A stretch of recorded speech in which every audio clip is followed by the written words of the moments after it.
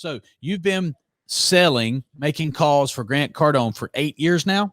I've been with Grant for 7 years, but I was training on his content for a year before that.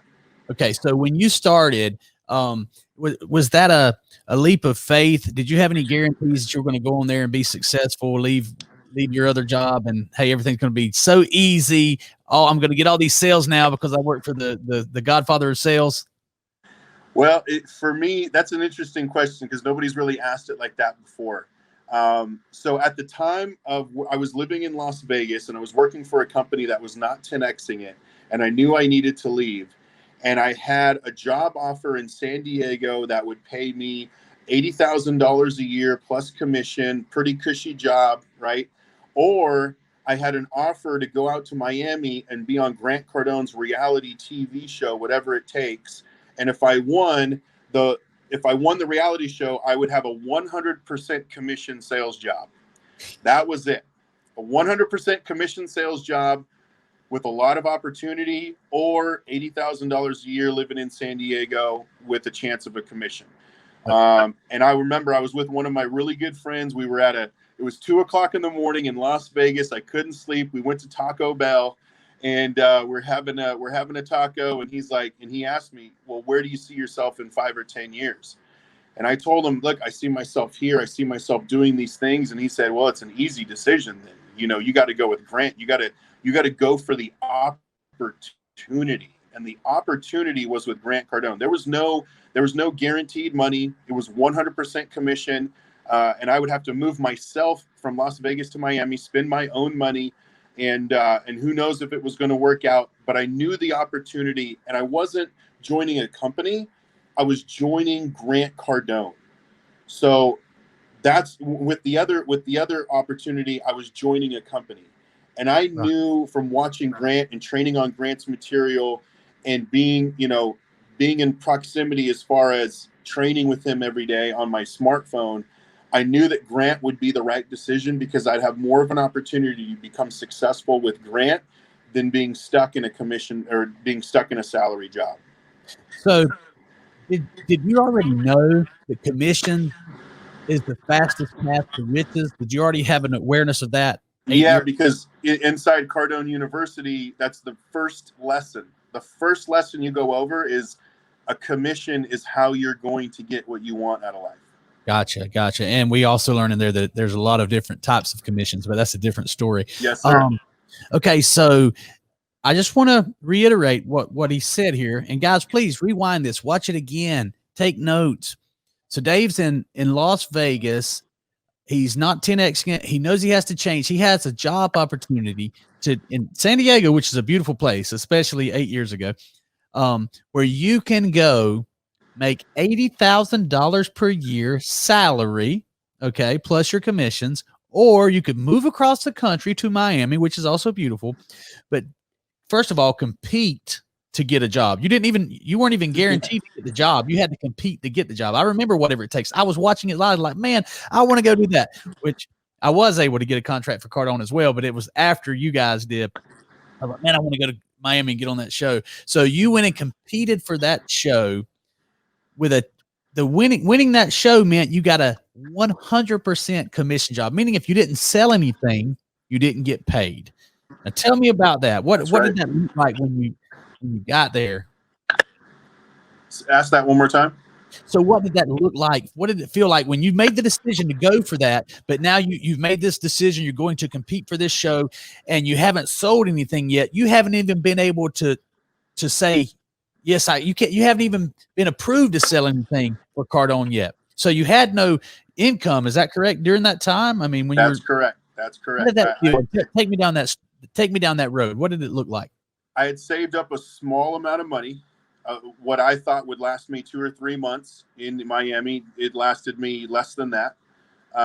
And Grant's smart. Grant's a genius. The way he set that up is either you're going to swim or you're not going to be here for very long. Mm-hmm. But what's great about it is I had all the training.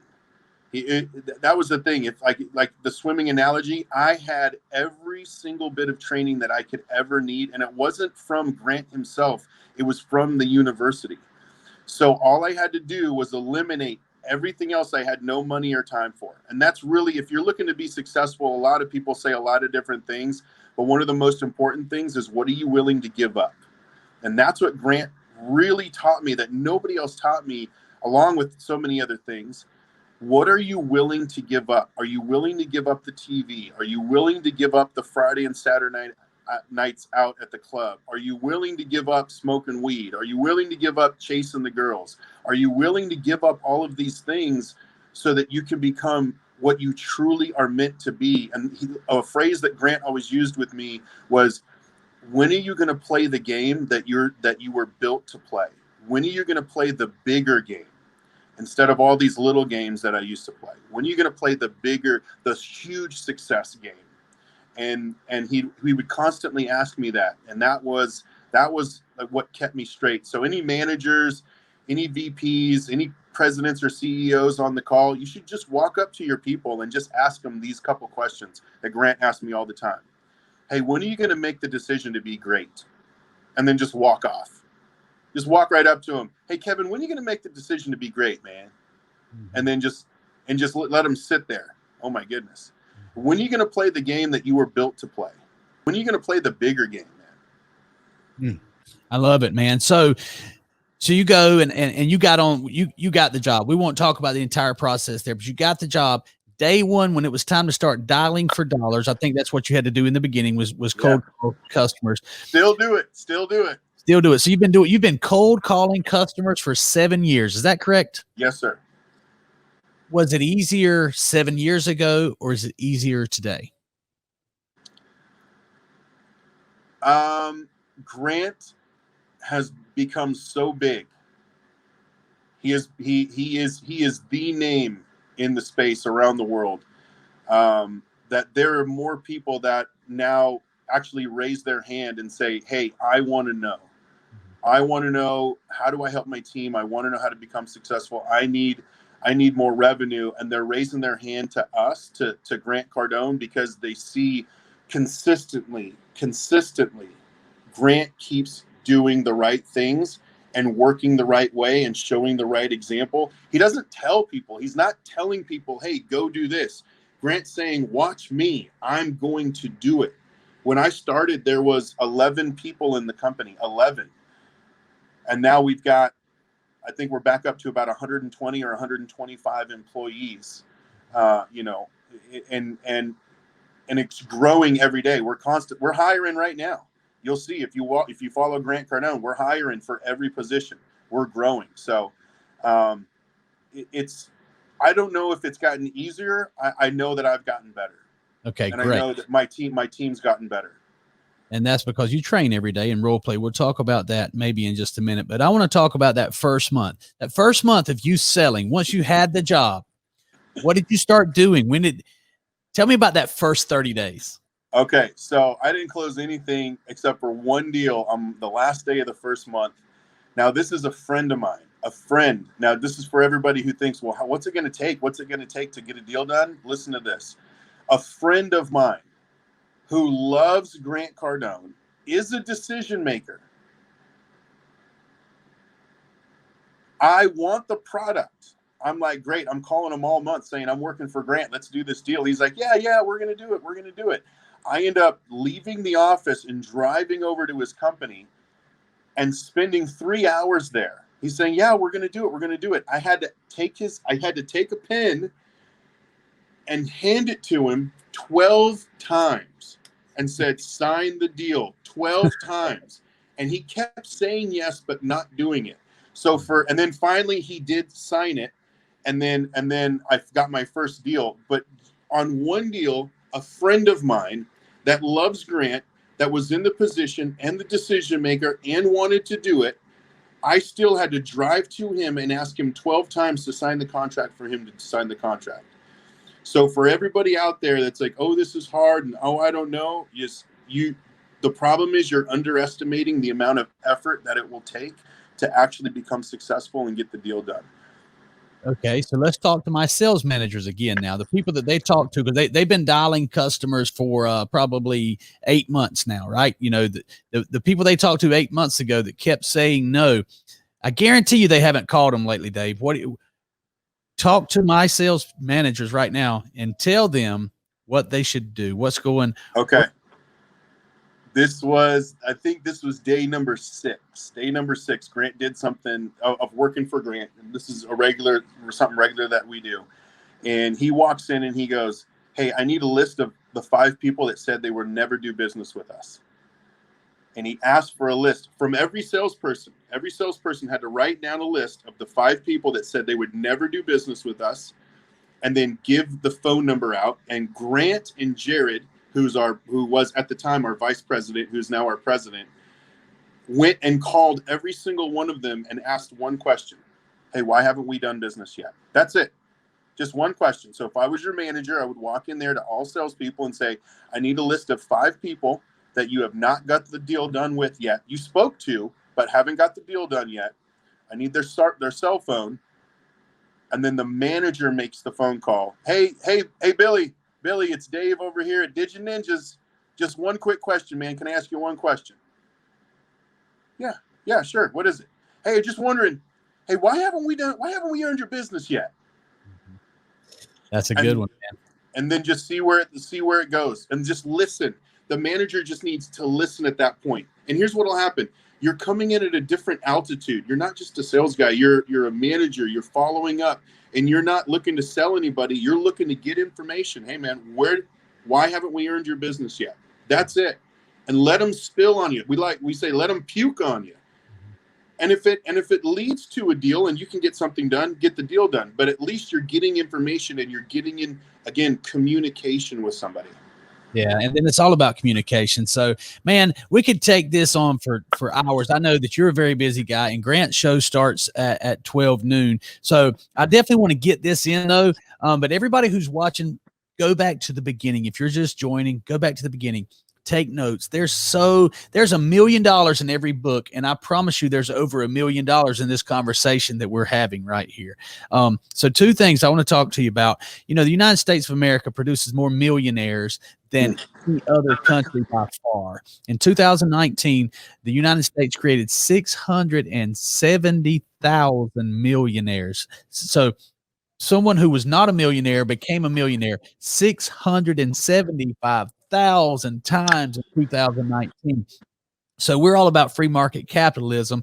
And I just want you to talk about, what it means, goals and becoming a millionaire. And if you think it's possible for my sales managers and things like that. Okay. And let's speak to that first. Then I have one more question for you. So I grew up on the other side of the tracks. My dad was a truck driver for 7-Up. My mom was a dog groomer. We had 5 kids in my family. I never knew anything about money. It was just never really a part of anything we talked about, except that we just never had enough. And then, fast forward, 20 years, and I start working for Grant Cardone and Jared Glant. I remember this because this changed the way that I thought about money. Jared Glant, I knew he was doing well. He was the vice president of the company. I knew he was doing well, and he came by my desk and he put a check on my desk, a handwritten check on my desk while I was making a call. And I saw his name and I saw the figure $100,000, 6-figure check for $100,000. And I looked at him like, yeah, whatever. Like, I was not impressed with him getting a 6-figure check, even though to me it was a lot of money, and I was just hating on him, to be honest with you. I was hating on him. And then he said, "No, Dave." He took his time. He said, "No, Dave, look at the check." And I looked at it, and he was not getting a 6-figure check. He was writing a 6-figure check, which is completely different. It's complete. Jay-Z talks about it like, hey, you can be paid like Dwayne Wade, or you can be the guy paying Dwayne Wade. And to me, that changed my thought about money. Now, what he's doing is he's investing in Cardone Capital. He's investing in real estate, which Grant taught me. He said, number one, you need to learn how to earn money, and then you need to learn how to keep money and then multiply it. And when I started thinking about the multiplication game, that's how I'm going to be able to become a millionaire. And that was in 2015. That was in January of 2015 when that conversation with Jared happened.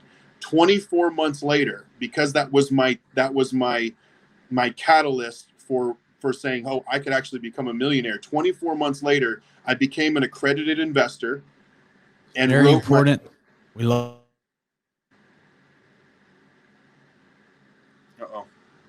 He froze up. There we Okay, go. hold on, dude. That was perfect. It was the apex. You said 24 months later. We lost your connection there, but you said 24 months later because that's what you the way you started thinking. That was your catalyst. Pick up from there because we lost you for a second. So 24 months after that, to the month, I became an accredited investor, which means I made over 200 grand both years, and I kept the money, earned it, and kept it. And I wrote my first six-figure check to Cardone Capital. Now, that was in January of 2017. We're in 2020 now.